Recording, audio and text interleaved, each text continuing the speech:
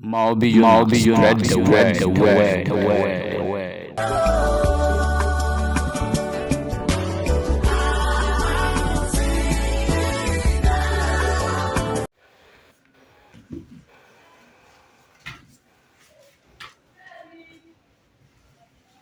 Praise the Lord. I'm sorry.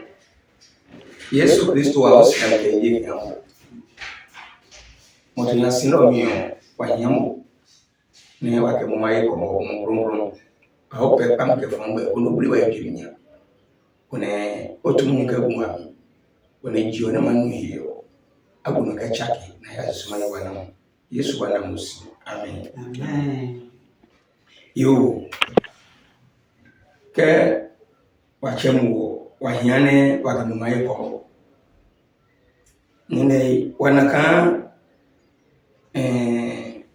besan do miyo muhu mawujalo jiyo wanaka omungo ebasi lo wahiamu ne wakomaye komo ne ko mabini ya mikabu omu ejaka wanaka ka ondugo wala kusumi kumene apio ne no emade kinga hoye ha enu ka oyiyo abepa de gbe lo wa womo ka ba ko ne o ba bi oni am ke ko bi manu me ahi e ka wana ka mo ndo yo ke kre yo wa ko ma bi ka yini ji obi na chem Ina chani Margaret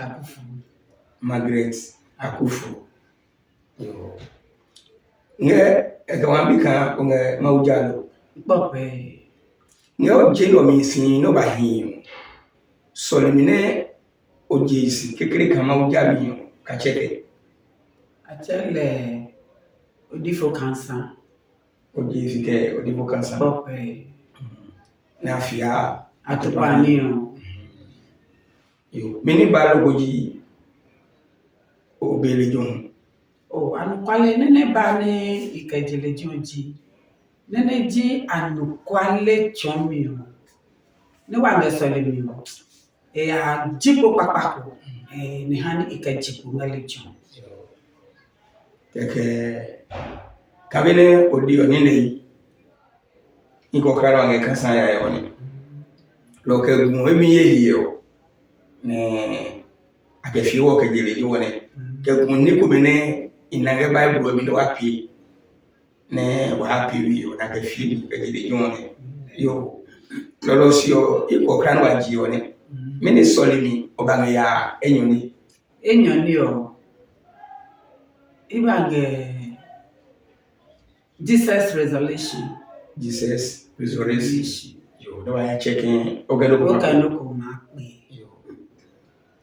Le jongi na kan ke bono no ba sere yo ni. Ngege na kan opo ngai. Ni mi ko ngoi. Ke fe ni magun. Ke mo la no magule yo.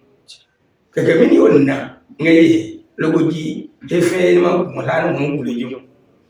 Nene nango he ni la kan he fe no maguji choni nene ji anukwale ne mahano gbala omgbewe jama chomi he lo kan omgbewe jama chomi yo isa kan he fe no magun emumani make na de mahe no mama yaki he kan ke nyosio gbala na to ke ha dalio emuye ne masuye no endo ji nene oba se okere ko makuru anokwale miyo wa osofu ebieji Moses otu ibe egwegbe ke egwegbe Mawubi jo ega kan wa de kansa mi ke base okere ko makuru miyo Moses otu ebri wa mbe echon woni ne hane mi no ne nsindo yewa ye kan mo yewa lo Mawubi jo Moses otu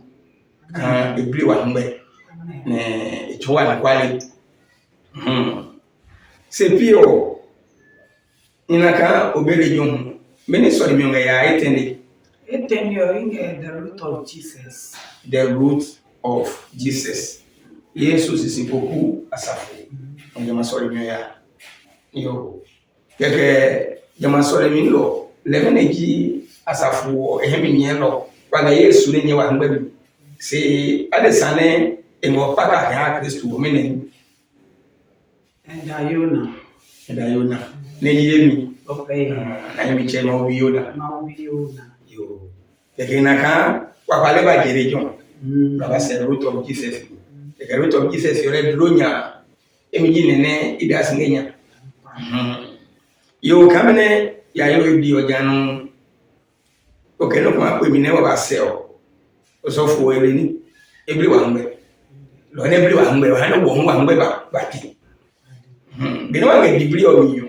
lo wa ngbe ten se no wa na le ebri wa ngbe ya no wa ngbe ba ti lo ju pe o nge po ngbe ti ege wo hun loko me anane bobo ne ya o we gbaloju keba ne abamka mi bamba ba eke ibana kan chapi abon san fe loko se Kristo ni jene sun kan e abami e ga hene rane ma wo nke fun ke tun eniyan ne wo ba fun ne e go mene to kan mo ba pa ka to wo me keba lo first yo he kan bene waje kan sami wa bo wa he nya kama ujali lo mufo binike wa he awa sa posisi oklewe nene lo klewe modern man okay nene he ne iklewe kan wa he ke awo pasafo ma posisi ji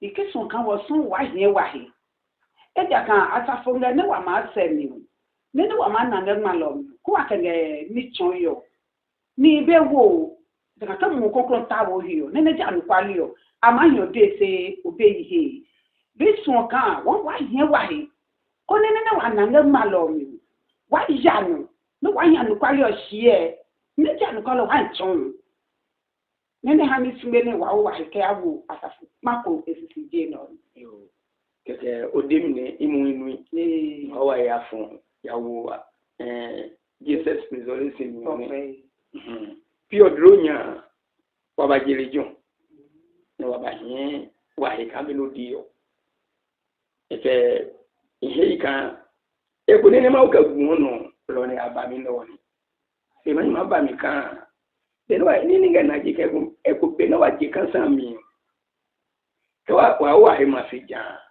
ekwebe da Kristo bio le so ka wa hagun eko no wa he ne pobo ko ne wanye si ne wada ihe kan elo ene ma wo ke agun wo se otu no ne gun otu ono ne howo ne wa iba bi no wa bi lo ma one jo wo se otu ne le fe ne enye ai bi wa ngbe ni ja ko le wana yo titri ni nga ma le jika muwo onge muno ya pio mi lo pio libe muno ye mu egbo yo mabika onwo enwonye n'enyime mo wa ye ne nyi masuka yo bele mo ba ni gba hiyo nyi kan nye n'enyime bo na kan gba ile woni enyo no wange le nye n'enyo ni gba yo onyi mi ole mo ya so lo ma ya so mo ya so yo wanu ka uno buo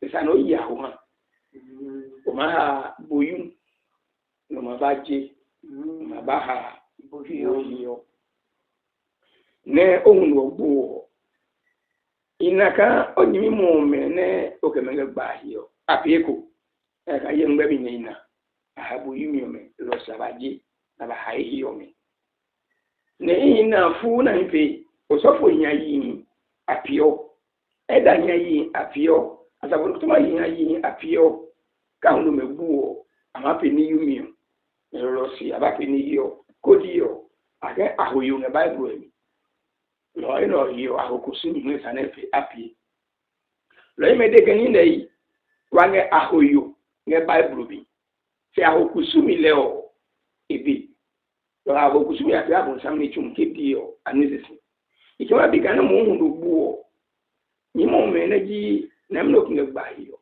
ayahu ne mimuna mo oyelo yi emi mini ne oyi nene hani ji inaka akokusumio eji abonsani chumi ne ko lija ma ahono glamika wo mi nya betio pe o ya jama wo hepa lo ya gublo hepa no eno heje cabinet ma lo hu chon wa nu kwale kan ko hu no gbo oyi aho eno ejihane iyi aho okay keke mene chombo ka ayi aho aka ni ko menge yeyo ne mo anga solibia mene chombo ka ayi logo ji oyi awo ye da Mawubi Yona la ne chomi ngalo mi kan aho ayi yi aho lo aho ye mi be ngalo mi amen kekele mapale anonya mi kan ye osofu Moses Otu na lene ibli yimbe logo ji ichomu woni ya kana onga station hini mingeo lo ne chomi kan kwale ji no lo tutum ni wo hambo woni lo pepe ne mu na kan kwale lo keke do yi aho ne aka padio e ma ba wo vio akoko wo so me padio na e ma yo se yin padio ma gbemu mi ni ene osusu we lo ka padio ma gbolo anu kwale le jon blo fam pom ye dwemi ye no ne dwemi susu we le jon blo fam se ji ko nyelo lo ma so nya ngo chomi e ji nya ngo chomi agbosa mi nya ne ko nyelo lo ma no o ma o ka o mu he panya de eja kan Bible ha no anu kan ne mene agbo wata me be zubano no o ke jeja ma paadi o ma je lo je no ma je kaba lo ko ya ba pe paade ne aba ha wo ke kan no pe paade ne ba nyu so ne chon kan Bible chon me ne chon ka ta alu kwale mo le ma oni che po ngo la pa yi se ibana kan adu kwale familia ke kan onye ma wo se ne anu kwale mi ne ohun no gbo ye ni mi won ka for Kristo no le di ahoyo me kle ache ne le no ne ma ye onu ne le ne ye kwa no hu no adu kwale ka je be ne ye mu wo si no I worship ni nra ne ma be ko ba ne pa di o ne ima ki je ja ngonya ne fi ko hu ba ye no ne be ni no hu itaja fine ne pi opo hu ne iya o hu e mi chi na chata mi papa hu na ye blo fami kan in that fine pe be ne ye hu no yo Ecclesiastes chapter 9 verse 5 fiero neji ne mi ba mi enu teta epa ede no ko aye kemini yalo yi ne mi ba mi ji enu ni ne ahengeo le kan amagbo ni ne ohun wo be ne hengeo ere ke mabagbo mo won le kan o mabagbo mo ya ni gbogbo mele ali nokonoko pi ohun wo gbo ne ehu lo gbogbo yo eli nokonoko ni o pa ko hun abi eda kan ni aje ni aje anu pese ni aje anu lo fi ka bi ona yu mo gbo na ojo igbe bo keji no na ne pa di be bro fami one ko eji no ko hun lugbo agboke asun bene okenyi munyingo sumi nengo okenyi peti ore gbo e wo sumi okenyi ninye ne ekenyi mbori nyi peo e wo keji ke e kon tun ke ne kun onu ni awo mi ba ka ba nye peti bene nyenge o che bene nyingo nyenye ni sanya bo o wa pe e gboke lo kula ni ne ya anu nge genomi ni ne no ya ga genomi mele apa be no pi ohun me apa be mi na pi ohun mele apa be mi na api ohun me ape mi na pi ohun nga no mo bono kanu ko nga no ya ga se blo hiyo imo ebe ni po ebeli yo le aka pa de gbe no pa de fi ano kwachu le ni na wa tade no ni kenu ko bango no ko pege osimo wemi na ke pa de no ko ba wo mo hiyo no ko ba fi okwachu no ko ba gbe mo na nga de ke pa de yo ni no ata ni kwalifio bi no malam na gan kwali ya no kwali le no mo kaselo ko le kan ba de ko ne engeno hawo aseninge ahoye mi saminya nge Bible yo Ecclesiastes chapter 9 verse 9 yo keke boyumi ne aha na ke yombo bo hanu no nwo bo ebe oro o edomi se boyumi o ihe bene ajele ne aluole anukwali ihe boyu se ye hunu lo mele ahaboyu de ka me meji anukwali o anisisi se mi kan ikaso ni me bible nge yewe Mawubi Yona emu echomi anukwali o ni na anukwali o nge malomi tafi kenya mi neje se nge malomi na anukwali o nge malomi boyu mi he ko na de mi ke ki he boyu mi o pade o ma gba yen ni de me ka ngonya se ne gbono egbo ka no fen no ebe nye ne ma hawo mi nga noko mi ne na hu e hawo mi nga noko mi igwa si ni nrale ko ma de ke agba yen na fu nga noko se ko prega ye mbobo ha leke atuma ye mbobo ha hu o mbobo ni ye ji ke ihi siun bene isiel ki kailo anukwale ki kailo e piomi areho kan o munendo ye he patalo eje ye lo isusu wole ji ni piokpo keke bo mi keke na kan je ma mbobo ye mi o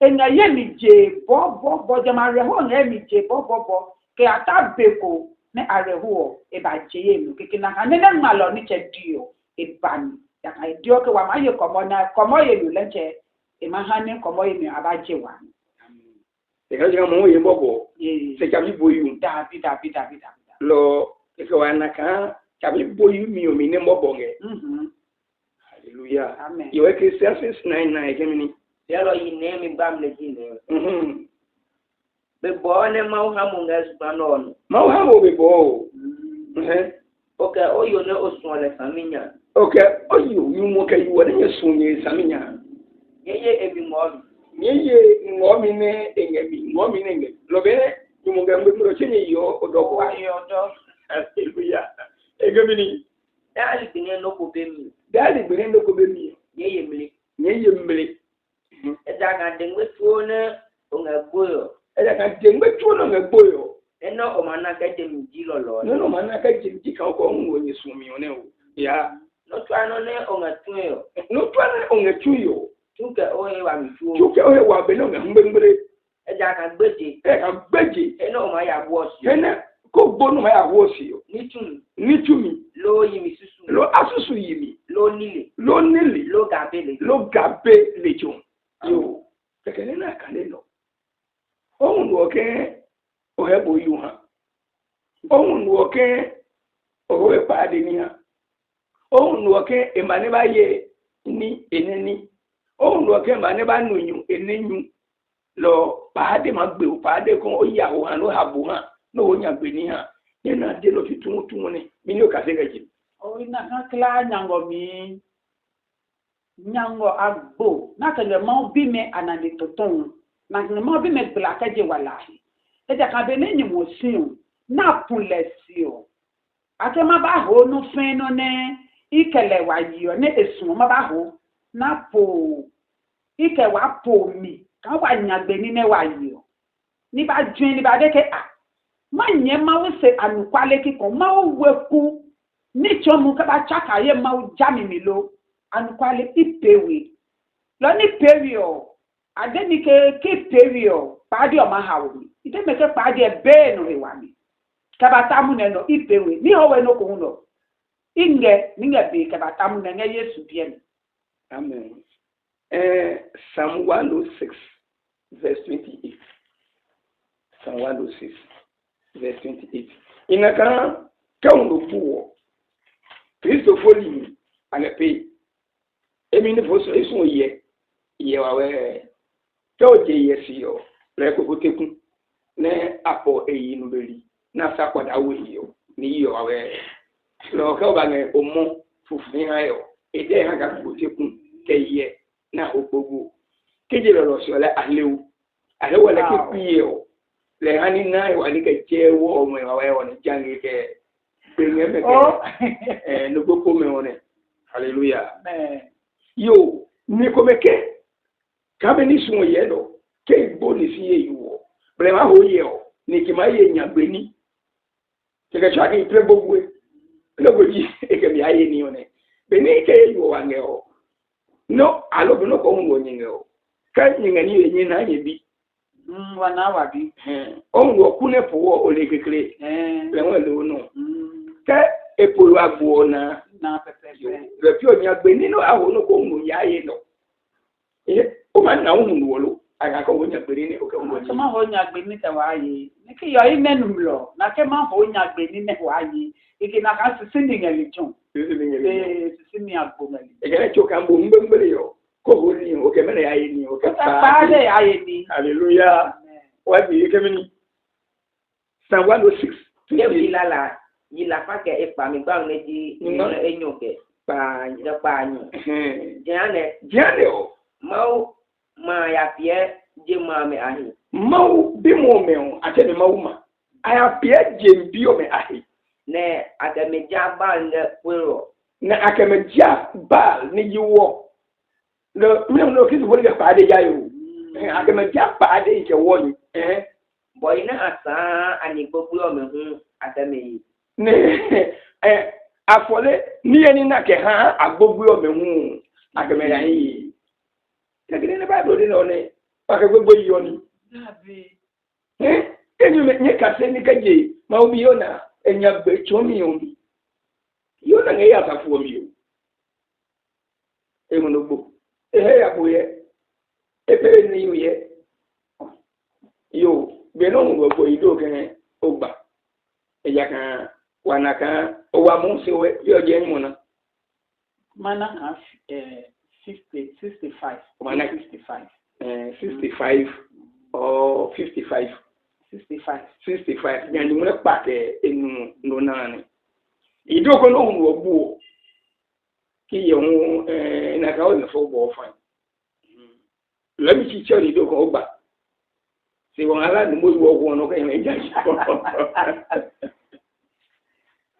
lo ke osime nu mo hu mo le mo tu so asafu o mi ni eyi wo bonu sun no awambo lo ke yen ja je bo mi ni o de wo iki be gba se ma hisi ma ye ma ublo ko be gba ko ma hisi ma ye ma ublo okay 1 Timothy chapter 5:14 ka Mawubi Yona ele ebronya nga mawuja miyo so na chabi osofo fo Joseph osofo chabi tenda ko Joseph ni wa chon wala bro no imana wa one kan ye Joseph yiji ni Joseph embosi so to yiji ka le ne hani le ni ne me ba pli one le mi chepo ye me ba pli wo le to he aka e ha ye ba pli bene nge jino ne mawne jo amen lo idoka gba nile ni ko gba wa Bible ekemini Timothy 5:14 Lord yo masun mo nkan ya lo yi ne welolu masun ka ahoyi ne welolu agbane afobi hallelujah ni na ngajine one ne ide mu one ka ogba no de ko be gba ministry no ko be gba o de se fini no ni ki be gba nji e ko ngane te hiambe pokan ma de ki yagba ne beye dwen hu no kama gba ya keke ma chuma ni ma we kan Kristo bi be gba we ko be ne ma de ke ma ya so le mi o ba ko ji ma we mi ma tambe ba hipo ni be de kan na ke jai ma wo de ni ngela ma chale no ni be gba lo ko kane on lo gbope onotan ne on lo gbope ye no ni tami o ne yo ake ke wachi ni gba akono ma ha oni ni ma gba ke bi ni mo gbo no ameka je yin mi no o ne ni mo gbo no kike ngba o na o je etan mi wa ngo je etan na akono no o eho ne ni mo je pele mo echi akono je Lucas chapter 2:36 na wa kan ni ya yo pio enga mi jalo ye ni mi no ngo wo ye gan o ka se ni nge no ngo wo ye gan o e no ka se ni awo ne kenye yi pa ni nge boyo awo wo bo ni no ne e un lo boyo ne ni no ne je pa di o meji o atule ni le un lo boyo ne ni no ne wa bro jem Luka ye nyomi gbam ne di nyune eteke epa eke gbalo yo mo koto ko yin ne atele ana echabia ji fanwe ne eje ashawe tuo eke uno yin je apa go pe na eyihim ne e ba pe ya lo yu lu de asi eye je anyi mi pa anyo ke ewie yo ko ensin ne gba ne le wa chere ana o se wa he won kemen Margaret ne leje Aisha wetu mi mo mi le wetu ji makla wetu ne ayifijia ba go pe ne gbo ni mo go kesi yo no yin ka oyo lu ne ye gian ni mo pa ni ka wiye mi ni wo ni pe yo no na ne pinga sole mi wiyo nyo ka piantu engamau dai ka ho hami ka kwe fam hallelujah amen ona nene ahoyo ga ba do me ife lo pio no mo no bo ne ina ka be fere bio o ba prayer o baby boy ka ba prayer o we be ke emi ga so de tunya ha bini ke ba o ba mumbo mini prayer tun e ma tun hambo mini prayer ma tun hambo mo tun nene prayer ma tun ha mi ji ake wane ana ina ne punya so le mi e ja ka le nene e ga la ne le nene nene no ne e ke he fun le mu ka se yo no tutu nya malomi ka be ne maloye o dasi o le mu le nene ga la e ni le nene prayer ma tun ha mi lo ha ne ye na ne punya so le mi e ja ka la ne ke mo na ne mu ba se ka be ne ye hu wo ji o manna Yesu lo ha ne na ne punya so le mi o ake ahoyo eye ni logo ya fi anu repa ke oli pe mi ne jejo no ngani yo ba de ke ni ma wo ni omi ni bo yo ni we so be bo ke ba prayer ni je yo ke ya iya yo ni gbogbo iyo ni kan ngle pa anyo ngle ne be sebe ni fi kama ye ni iyo ni loko wi mi mla ga ye mi okay ka ni yo e ko ni ne je wa de ka ko zuba Eko mo jaelo. Kinya ni ye ne eko mi one ma puwo mistake ko zuban ne hia fiko dakichi ibe pa de ko ne ma ni zuban e be ne hu wongo eyi ni nga zuban sika wa yo ni nga chisini lo ka kan ni je de ka ko singa zuban mistake te ko sun ne hia kama ko ka pogo ni o lo ne hia mako iko ni yi o sekeke eni ne ko zuban obe ngbe ha ohun wo ne gbani o de o sabi ohun ne gbani nge ni set ne jede ne ko so iwo i bla ni yi o kene ne hia kama yi o kene ne hia unye ni wo ayo ku wo eye wo ba we ni nge ye bi ka lo banaka ke ohun wo ni nge zuban ebe yi aribua ebe yi da ka yi ni nge zuban okay 1 Corinthians chapter 10:19 ne wa ndo ku ha 1 Corinthians 10:19 ne wakase ndo ngale yo lo yenyi me kene wasuka ya chona ongede ka ho yuga bible ni na ya ho yuko tedi sunga kotu no won wale ka ho yuga bible se bro kusumi ne nyinga pe ka tayiyo blabun sam kusumi yi one ejima wu ejewe ko no kotoma no na osofo gbogbo yelu ne jima kusumi no ba seso ni tumi ha ne bimu na ngama wojayo ejele de po bimu mare pi ha Kristo ni ngai na nge woja na gbo bible kemini 1 Corinthians 10 verse number 19 like inga toike ka amaga lo ni enine aha amaga enyalo debi no ne inga de kakadi bone wadali sa mumu yayi asa nwa sepi mau ne isunge kanye ke mumu yaya mi ne bo nwe amen amen ejoka ni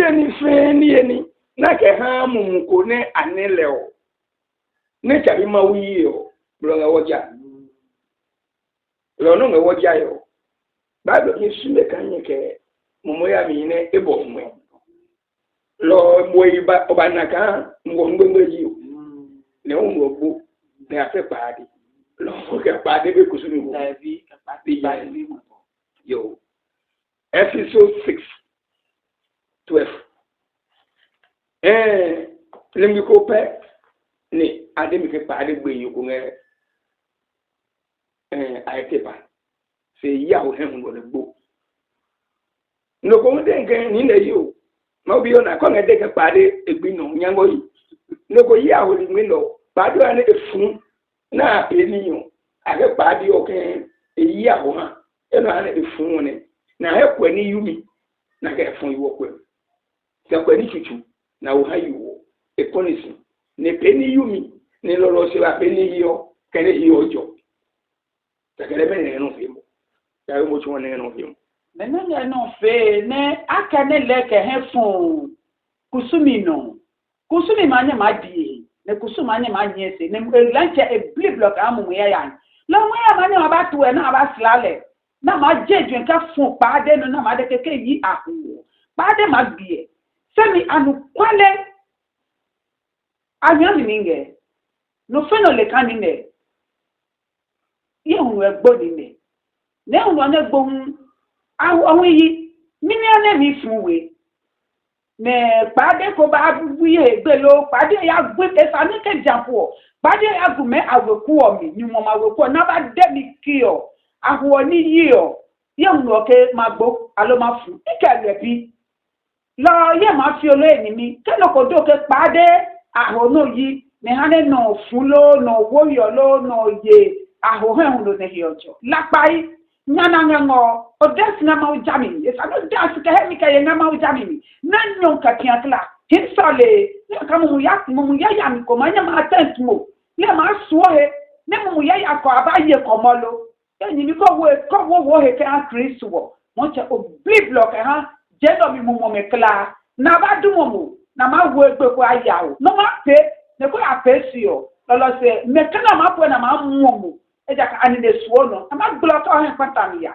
na ligu no ma gbo ye ni mi obe ma wuna eja ko ma de ko ngesolia so be ma wuna eja ko hie cha nyo ni ni o nga ja yo mene ma huta ngori ne mene ma pe ori mo cho wo ka je wala blon no ko ha busam lo so le mi le pe kan no ko ne mi ni poka to ngba bu ka ne mi ni ko nga ya so ko nga ma uja yo jama unga he mi ka ye kan kwale mi ne ka pade aho ka pade kusuko ma yo no ebe mu ya nya mi chi lo mu ya mi ne ahino gbe yo ne mu ya mi na gbe yo no Ephesus 6:12 wa kane nga ti so bi a o mi ye pa igba ne di nyuma ka enyo eke eja ka pi lo ka mo ne wa ka ngata wi enya ni no wa ka ngata wi o di no ye lim ke ni ne he blo nyan mu ya mi pete kule ni ne nga je no mi biblion ke mu ne nga koyo mi ne pio yi wito ni amen sigane choka wo chabero ke mo ra ngata wi ba ke pade ngita ni ma ngata wi ji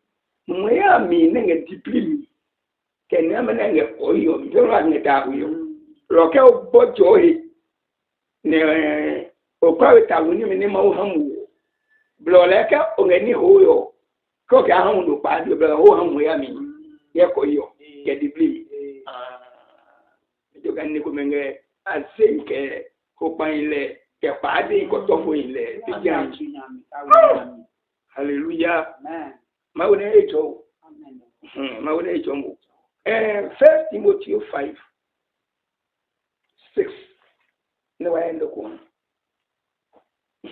yo apare alo wale kan lo ko jumbu wa wo yo ma wo si it's not dry fine o lo si no ma wo mu it's not o ene hin kan no ko no ma che hu it's not ene hin no be ready e ka ke o pe we jan no gbodo yin ba do ko ba na bo mi ye la ji o ke o ma ji mu mo go be ke je be ne o ngo go no ne ba do sra mu kan yin na bo mi ye lo da pita ke ba tamu ne bu enya ke ni wo ye sa be David e ba sra we o David se first yo ne yin o le che ni yo do nge o ike wa yo da pi wa tike wa ne nya wa sai lo fi ne bu ne e bi o nya ke no o fi a e aye lo fi a o da aye sa class yo ye no se ke e ba sra o gbo ne de ke David e ma je ja se David oh was it flee e mi ni che it was flee it was ni nya ni was ma wa debo e da kan ye nya ke sa ye nya ke chi it was flee ba ye ni me wa ko wa hen ka fo pa de no egbo meje e kai we block bebo na ma de ke mi ne ma wo me we mi eku le meje lo wa ko ha ne wa ma wa isi na sisi akọ sisi wa nga pa de ka ahoye mi awo pa de na ka no wa egbe ko ye gbe Yemawu anukwale chogbe no jale ne anukwale ke damblon. Amen. Timothy 5:6 kemi. Ekele Timothy oyi enu mi gba mi di pa. Se yalo yo ne fio eyinu. Aho yo ne ejesu. Engele se egbomumu. Ege bezemini no. Egbo. Ande ga ho yo ko me bezemini no. Agbo. Meji ai ni ngemene. Abo nsamna. Hallelujah. 5:15. 1 Timothy 5:15. 5 verse number 16. Ekemini. Inga enode. Eja kan ya lo yi ko me pale ya nye Satan se mumu. Awo yo ko me pale ya nye menesi. Satan se. Ina awu kusumi. Nenge ni yo pe. Eke subuo ni wa. Ewu agboti ofren. Bene hundo ko kele ko ba na bom. Mami lo ke su bene ke awo so ko yen egu. Bene ma wo lo. Eke hundo pa di ole jehu. Alo wo pa di ole ne hu no. Omu e. Alo ya na yo gbeje. Hallelujah. Mo bele jon. Amen. Le wa ni ya yo ngo chon ka opi. Ni ngo chon ka opi o. Kuno hene wa.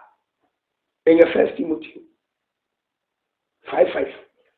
Ene le wa pelu je ne wa ro de ne pa ni o. Mo peja ri ti amu ne kemini. 5 verse number 5. Ya lo yo ne le no ka peto enge. To na ke to be no nge. Ni na ti. Ebe no go ne ma ye enu. To be no ko ne yo no. Ngo ngo fo ma unu. O ko he fun ne. Ma no. E so le onyo ke pian. Ke pa ma o fe ne eye gwale. O so le onyo ke pian. Nyon ke pian. Kleine na kuchonya. Hallelujah. Amen. Job 26:5. Ni no he ga kwa de ma be. Ni no. Awo so fo nyi to no kwala ni bi mu ko. Awo so fo nyi nga bi mu me ya nga ho yi. Ne ma ha bo yumi yo. Ne ma je ne pale ma pe boyo. Ne ma ke pa mam ka je boyu. Ne ma ba solim. No nga mi ya nyuma ngade. Onga pili ngade. Onga wefe ngade. Ata fuma mi ngo ni kelu ne ma gbo ne ma la. Pa o so fo. Loué, blabba, couche, et Camini. He opened 6 verse number 5. Oh, no, bo, ne préparé, ne deo, ma préparé. Eka, en 2 Corinthians chapter 12, verse 2, aucun no bonnet d'arroyo, en paradiso. Yo, comme nous, bo, n'a pas parlé sur un nion. Le way n'est pas de gena, et Camini. He opened 6 verse number 5. Yanko, Padio me, I am a nya zooming news. Beno fonsi pa, beje fonsi pa nga mauhem. E hami no be ne machin leblo. Amen. Second Peter 2:4. E pape, mau kesi yo. Padio me ayemi nya nga beje, nga news. E ga pade nga beje yo, nga nona. Nga nona. Ne no nga na yo.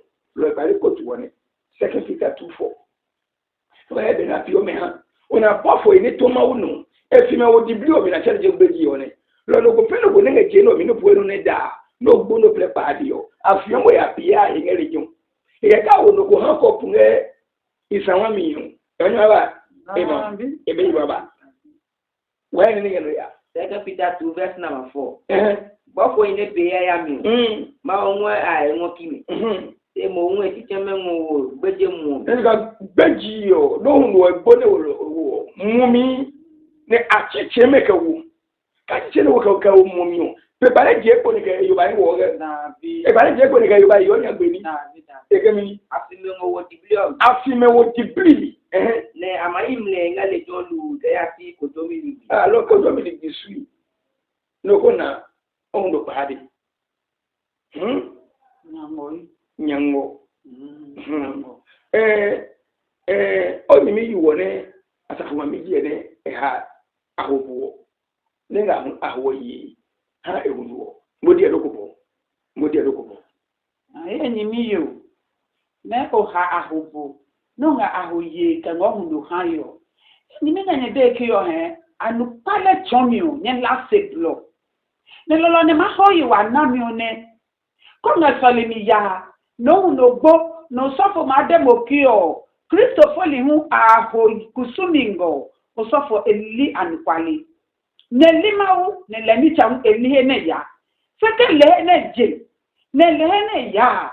ebe mo sisi ke ahoye ni nge Bible so ya yi aho mo ne mo ba nani mo ko fo pa e ko fo pa ago ni fo enu ni fo ewie okay pure mene aho onge mini aho nge yi ne me no oya pale ya ye aho no ke ha ekonu ananye sisi ye amo sisi ka jema blo no ka ya pata blo no o ma jama o na anukwale mi se onya gbesi won che o ma ya pia o he kama ko pia ye ni le ne Bible ngede yo inu Bible munyu ni ye Bible mlan ka kusum ko nge no ma pio e ma jemo ka ja anukwale blo no ka ya he pata mi nyane wala anukwale chomi o se blo ne lo ma se wa yiwa na mi e ja ka jio ya nyagbe ama jio ma pata jio ya nyagbe o je chenge ti ko ka wale kan jio chenge Genesis 38 lo ne na ma lo ma dewo wa lo ne wa nenga nya ne wa chunya ni jia chenge o Genesis 38 ne be na ma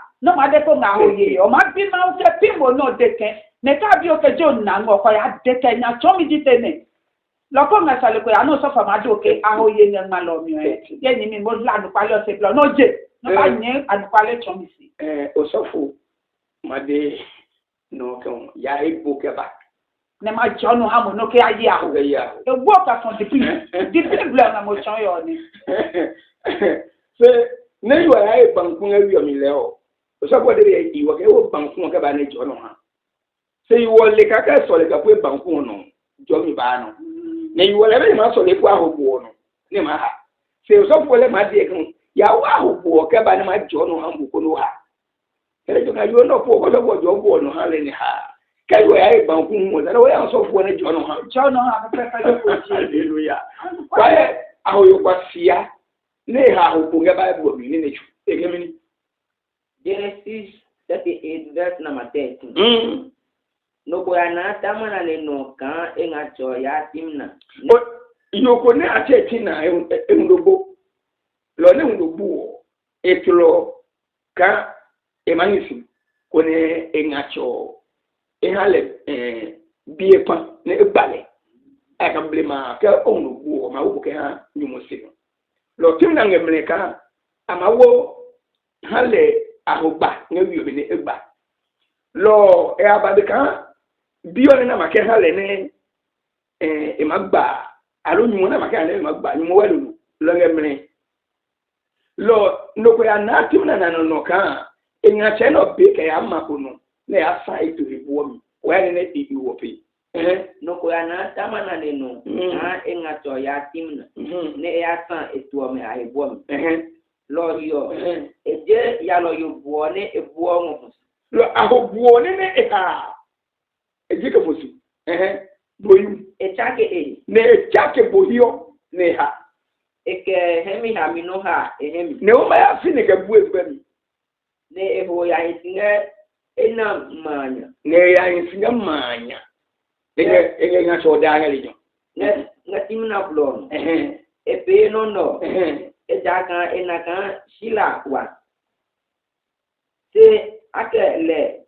tamna hawele ona lo enaka nyumone magba ne je hu wo se no e ba wa ne sana nu eke ha ne kele anyi e ka pio e akono e bibiba lo ne bibiba e sana wo nyumo ke ha ko ne nyumo ka yi se wo ne gbe bibio ha se nyumo aka nyumo chi ne akono nge ha wo lo e ha ho ne ache ne beni hiyo ne ayi singa bloy bene yuda na le bene enyache juda na ahoyiwo ne singa bloy hiyo ebule ka ya holoku ebu ka tutu yo ne enganyi mulai ejaka eke no ha ehem ejaka echake ahobuo ne eline ha ne epe edati fine ha mayafi yuda ho ya na le nge blood ne yuda ya na nge blood ne edele ke edi eken ike mo ma wot tuoma kokole ko kadi eke mamo yuda ni tete kan enganyo ne eganga munyuto yo ye ni mo so ko yen lemi kwa na no nge bible mi no ma de ka hobo nge bible mi ahụwore na ye nge bible mi ake puni enya chene ke nge wi da mo tu ke gbogbo ne ebigbo ke ge yo mi yo no nga e se ahụgbo mi ne cha ke pa enya cho ya na nge bro ide asun ni mi ya Dama bi leke. Mini o ma mi loko o kami ma wat. Ye nya che. Biole free boat to ma bring no fenu ni amu. No ye bi no ma ni ma ye se inya ne no ma ke ham. One ma wo ham. Egemini. Ida eno ke. Enya cho di eke ho. Ma ha ne anu apeti wayo ko nga yesu o me agbati. Beba ham. Enya to small girl ko ma na anu ba ho. Dama de leke. Saminya. Sino ko hami ne oke to mi awaba kaya si bene oke apleti o manani ikrele lo mo sino ko ham ko ne kabene o banimwe hamu no ki wo ono mu apleti oke ba yuda bi eke minima sinyamo tamato awaba tama eno ke owo mi nya so mi no ke ehepan ona owo mi nya so mi no ke o ti macho Ida ngoni no me ngwale. Kekele une nyumo le ho bibi bane na yo eyo. Ewo no fenu ga ye ko kale. O so fo ya ka te ni nge lo le ni. Ne enyanyo bebre ha nya che o. Ne ke wo si. Na hin ho. Na fo ha. Bi na apre mbusu bi me. Alo to bi me. Ona e wa ogbo ka sise mu no. Ka sise nya keke wo ne ri. Alo neka kona yoko nega oyeyo ne peni hiyo peni yum lo ne peni yumi nega peyo sako bino anga leo chabe bore pale peni hiyo o da se ma bieke ngo ne pe pojeni yumulo abile wa inde neka babo jo ma ke yiwe ka o jeni yuni ne nyele ni nyela sofu ine kabini mlenga bekrile na tunye maumunyu nenye ine nawa Deuteronomy 24:1 wa munyu kabanya gbe lo okay yabuo ohe boyimi ohe se mini boto no o hake yabu bene chane yehunu obu we ku ode mi ke amahe buke han amahe yabu ke han ida ka he ha ye ni yi o me pa ni de me ke o no koko e bo hami se bonne radio market emu market ba ye hunu e ya no ike yi ahu market ba ye hunu ya no na de mi ko jabe da ke hami ni de me ko kapi kami se ne ma da he mi ka ye mawo emi ma pe lo bonne radio boyalu ni he ni ha ne wa de anokeba ikeba ya sinansori akewa atinansori iba ya sinansori ne wa ba iba bo ke pezugbanu ni ha ne gba lo noko nye no ke ahu bo le mu pele no we ku ole to ko ya wo we ku ode mi se o ko be David bono kwa ha mele padi na padi o okay move Deuteronomy 14:1 ekemeni Deuteronomy Mose wo mienu yuma fe biye mini de o yawe ye mawo madini mawo e maji o be Kristo fo no ji lo yo no ko ni nge ya nye ke no ko boni nge ya pe yo ne ko bonye ha ona o apere kusimi apa ade ne nye ko je nye nya kan ko ne je ma pa mi yo ona no ko jo oyibo alo ko jo ko apa ade yo ka be ne je bi o me nge pe yo se be Kristo fo lo chai be mo be Kristo fo lo ji ne choka mo ko ke anu kwale cheme pi ona chombo niyo bla mo ha be o ma pe ati ni bi o me pe no wa bi o me pe mo ma pe e ka ke ti pe o ma gbo si ba na kan nya na ngembo age pa de gbe no ade mi clean yo no ko to ma ne da ne wa nya ne ji ye hu no ma nyo e ka awo be ni nge ha ke i pewe no ko ne nge gegege se be ni ngo ye he joke ha me lo ki pewe ni gbo ma do me ni de me ke o emi o na ahoye blo family pade be no he wa na pade bi nye ma Jeremia ke ba ta mu ne lo Jeremia 10:1 be mi ke fo si ke no yo mo tun pe ke mo tun ya yo e jo ka mo le o yi pade gbe o yi pade gbe Amen for. Weekend na bi me. Okay, na bi me. Ni akesi yo. Okay, na bi me o. Ko ya go pare ma gbe mu. Ka ju ko me ha mo ni lo yo. Ko ma gbo. Ju ko ma ha mo ni lo yo. Oh, ala mi. Gege o ndeke igba wonya. Oh. Ena mi kele mo. Awani abara mi yi o. Why. Onya lapa. Ni ayi nyunga mi ba medikasi. No ma mi ke amaga jam ke mauni cheni jam. Amagaja ke mauni che jam. Lo mauni cho ga jae one. Ne fame na ali anu kwale ba pa de ja. Kini ngeno ya. Ekenye Israel. Ni Kristo folio me. Nyebu segbine yawe kenge ni hayo tui. Lo mauke segbi fun Bible no so fu ni ma chombo no ma le. Yawe ki Mauke si yo. ni ko anye de makpa me ablo me. Jembio ma blo na ino nyina nya ho yira ko su fe apa de onyere nyoko nwie no. Kenye na okadi ngari yo. Lo kenye na okadi na ka wo no egbe yi. Ni ko ye megbe. Nyere yo me no. Ko ye megbe. Lo ko ipa de. Ko ye gbe. Kare ma so ko echo. Ebe. Okwe e wale. Ebe. Pada ni chapo ngbe. Ebe. Te okwe e wale. Hallelujah. Ebe, amen. Ye nwe nyimi nyimu. Ye wako be afu. Se wako mata yo. Keji ka ngela do kase ni. Mawubi Yona nge. Keji ka ngela do kase ni. Ngo nyimi yo yo. Mama Margaret inge. Ya wo. Ene kwa ne ka ya bo ye. Eni suwe pa de. Eye be da. No ko pe wie. Ene me ne pe pa de ko sumi yo. Be na ngo janange. Lene lo pe pa de ko sumi yo. Be ne ngo janange. Le mi no aha wo e. Ko ya be pa de ko saga pa de ko sumi yo ko ma ri yo ka be sikabi. Lo so fo be na nyemle yo. Nye nga hini. Ma woni e joji. Yesu wana musu. Nene oka wakase jina one. Loko feno kwene manu wa hiye kase ninge. Nanje musumi kaba olanya. Muchum odumyo hiji. Amen. Amen. Mama dada mini jobie. Elisha Nati. Rene kanya one. Mama mini jobie. Margaret Akufu. You pure root of Jesus. Okay. You root of Jesus yo. Echology Mawubi Yona ne. Ne Yesu Kristo ji wa asafo yi. Bana wa kaseni. Wa pio so le nge hotel obi eskuo mi pangale jon.